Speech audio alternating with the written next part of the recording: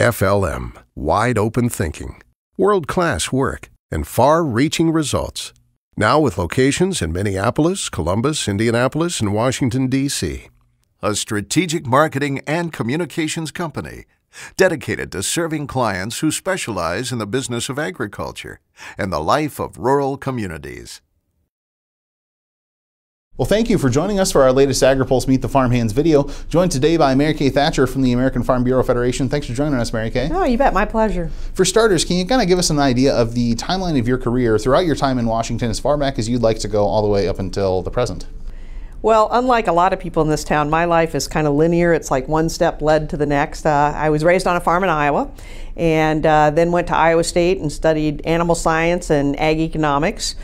Came out here and did an internship for Chuck Grassley when he was a member of the House, and really never anticipated I would come back. But then I went back, and when I graduated from Iowa State, I started interviewing for jobs, and I thought, you know, none of these are really sounding like as much fun as I had in Washington. So I was able to come back and intern on the Hill for Senator Jepsen from Iowa for a while.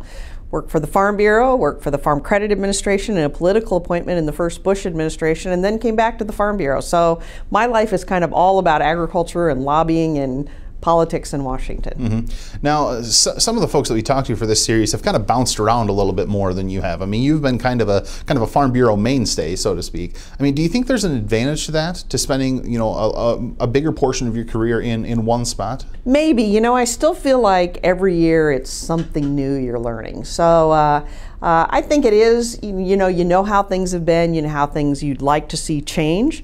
But certainly with young people now, I don't think this is going to happen. I just passed my 30-year anniversary with the Farm Bureau. It's kind of hard to believe, but Farm Bureau is kind of in the blood in my family too. My dad worked for the Iowa Farm Bureau for 29 years.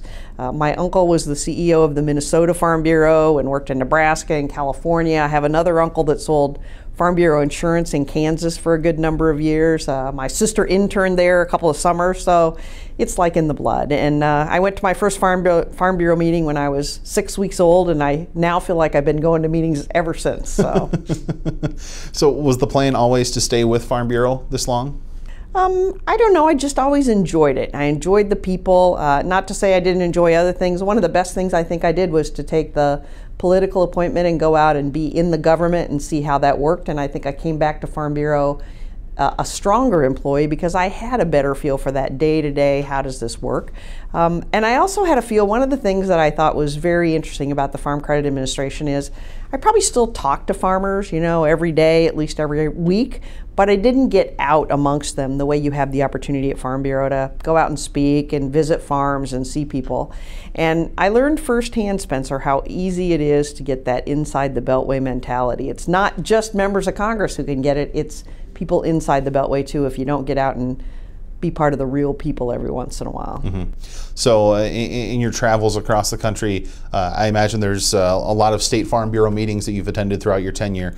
Are there any states in these United States that you have yet to visit? Or No, have I've you hit all actually, 50? a few years ago I spoke in my 50th state, so Okay. I've gotten them all. And throughout your time in Farm Bureau, I mean, this is an organization that has a huge policy portfolio. I'm sure I'm not telling you anything when I say that. How has the issues portfolio that you lobby on, how has that changed throughout your Well, career? a big part of my issues are the Farm Bill, commodity programs, conservation, crop insurance. So especially when you think about something like the crop insurance program, how significantly it's changed since it first became that public-private partnership back in 1981 to, you know, now we've been able to do away with ad hoc disaster programs, and it's become a very successful program, but it's because over the years we were able to convince Congress to do more about the premium discounts that are offered to farmers, move into revenue type products. So for the vast majority of our farmers, I think crop insurance is probably their #1 risk management tool. That certainly wasn't the case when you think about it starting back in the 80s. Mm-hmm. Is there anything that you'll take a trip to Capitol Hill or to USDA, EPA, what have you? Is there anything that you take a trip to lobby on that you think, man, I would have never thought I'd be talking about this 30 years ago? Oh yeah, and the first thing that come to mind is big data. You know, there has been such a change and such a quick turnaround as far as precision agriculture and people keeping that data. And that's something that we became involved with about 3 years ago, and it has been a real, an incredibly interesting topic. I think one of the most interesting things about it is that we've been able to move forward in terms of big data, what happens to farmers' data, who do they share it with, can they gain some of the value. We've done that by having agricultural groups sit across the table from ag businesses. We haven't done it by saying we got to get a regulation written or we've got to get legislation changed. And I almost can't go out to the country and talk about it with farmers or other companies, but what people say, well, what do we want to do legislatively on this? And you know, the answer is we don't want to do anything legislatively. We want to continue to sit down across the table with our partners, and we think we've made some great strides in coming up with ways to be helpful to both ag businesses and farmers. But that's kind of different for a lobbyist who's used to spending your time actually lobbying for rules and regulations or lobbying for changes in legislation. So a topic that I don't think anybody would have thought about 15 years ago, but certainly how big it's gotten and how important it's going to be to farmers now, and especially 3 or 4 years from now. In all of the trips that you've taken up to Capitol Hill, what do you think, what's kind of the one endearing memory that you have of a trip up to the Hill? Like, what's maybe the funniest thing you've seen, or what's maybe the most memorable quote you've gotten from a member of Congress or from a member of the Senate? You know, maybe the funniest thing that ever happened was back in the 80s when things were so bad with the farm credit system. We were having lots of hearings and markups in the Senate and the House Ag committees, and one time I remember sitting in a committee hearing with virtually every one of the, whatever there would have been, 18 senators sitting around the table, and they were talking about kind of an obscure portion of the Farm Credit Act. And they looked around at staff, and staff couldn't answer, and there was a couple of witnesses, and they couldn't answer. And finally, the chairman of the committee said, "Is there anybody in the audience that can answer this question?" And sure enough, you know, a guy with the with CoBank stood up and was able to indeed shed some light on it. But I thought, you know, I've never seen that before. I've never seen it since. It probably won't happen again.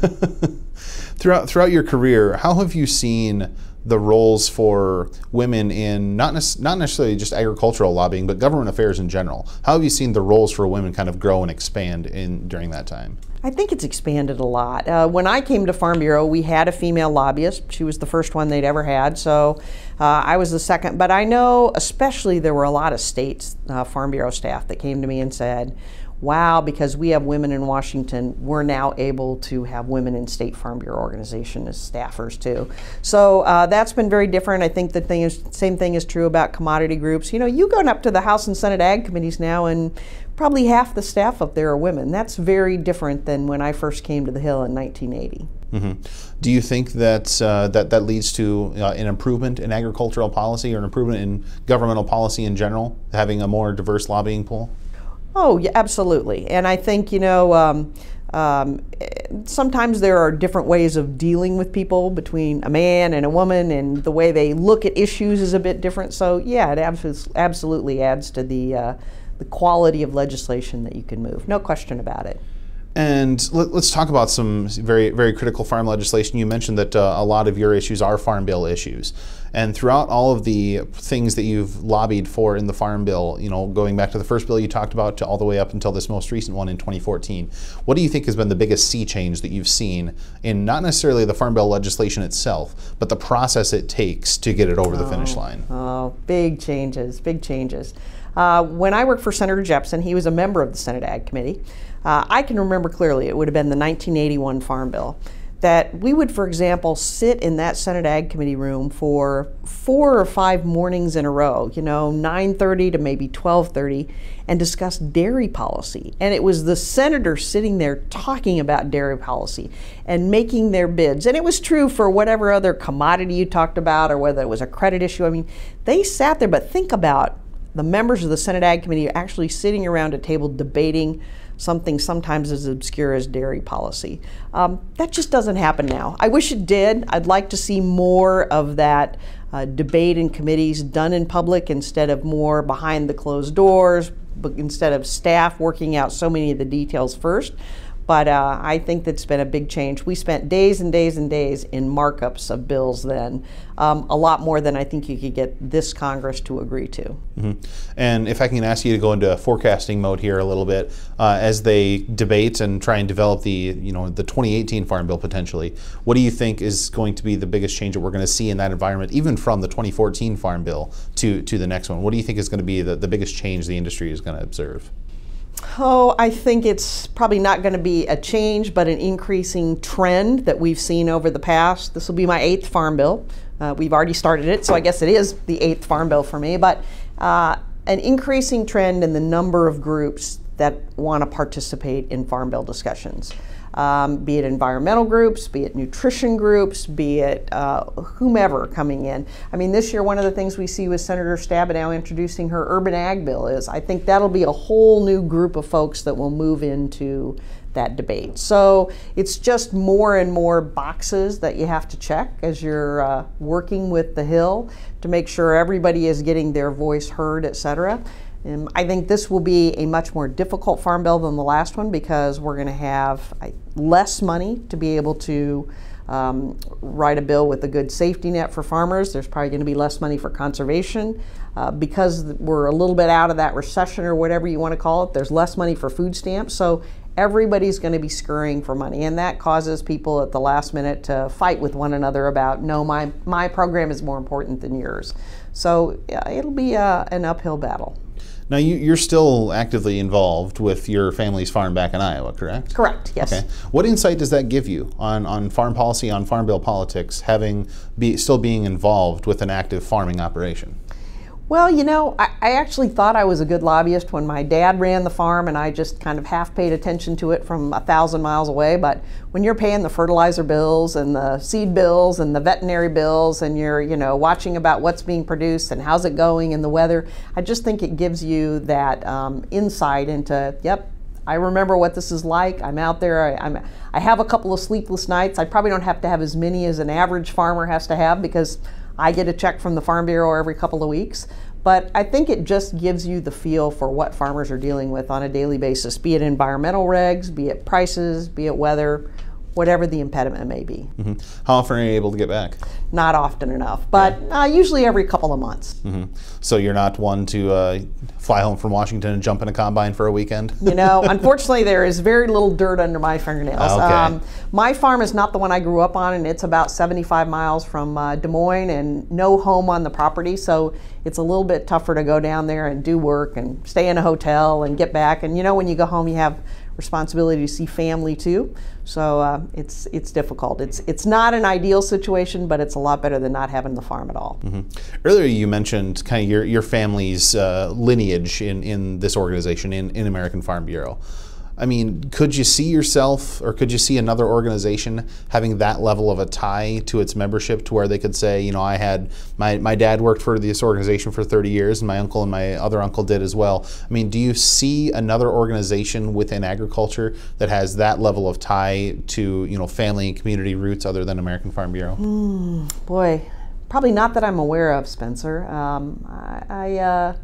But I think with all of agriculture, that's why people work in agriculture. We could go and work in almost any other industry here and make a lot more money. But with agriculture, you get to work with farmers, and they're the salt of the earth, and it just, for me, it's all about groups of farmers who come to town. And oftentimes when we have groups, we bring in 3,000 or 4,000 farmers every spring. And usually when you go around the room and say how many people have been here before, and you get them to raise their hands, half of them have never even been in D.C., let alone being here doing some lobbying. But invariably, 3 or 4 times a year, somebody will come to my door when it's all over with and say, you know what, I had no idea what the American Farm Bureau was. I had no idea what you do for us, but now I've been here and I'm going to be a lot more active. And that just is the push that kind of keeps you going, I think. Earlier, we talked about issues that kind of have maybe snuck up on American Farm Bureau's lobbying portfolio, such as big data you mentioned.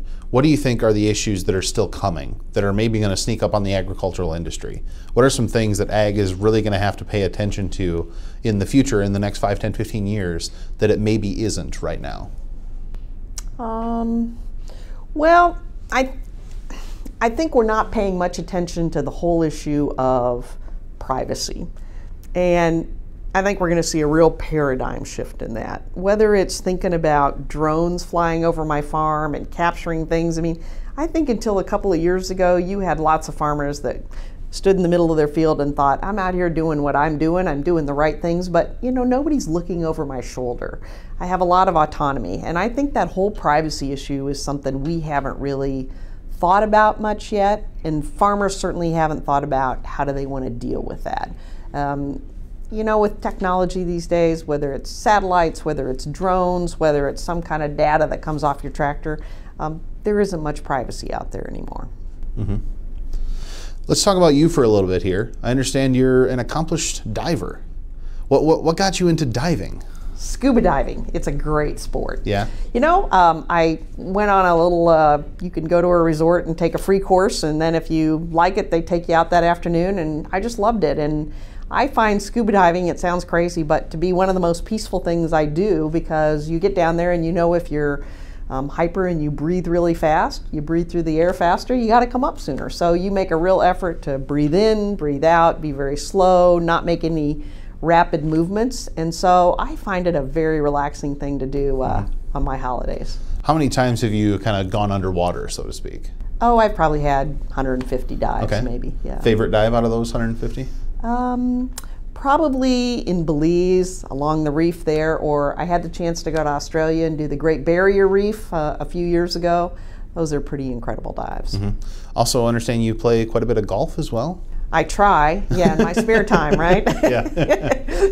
I haven't mastered the sport yet, but I love it. Okay, no hole-in-ones to your credit then? Oh, unfortunately not. Oh man, that's unfortunate. other than golfing and scuba diving, what are some things that you like to do in your free time, as scarce as it might be? Well, yeah, I was going to say, what free time? Yeah. You know, I enjoy working around the house. I have a small yard, so I do a little bit of that. I really enjoy travel, so I try to take advantage of that.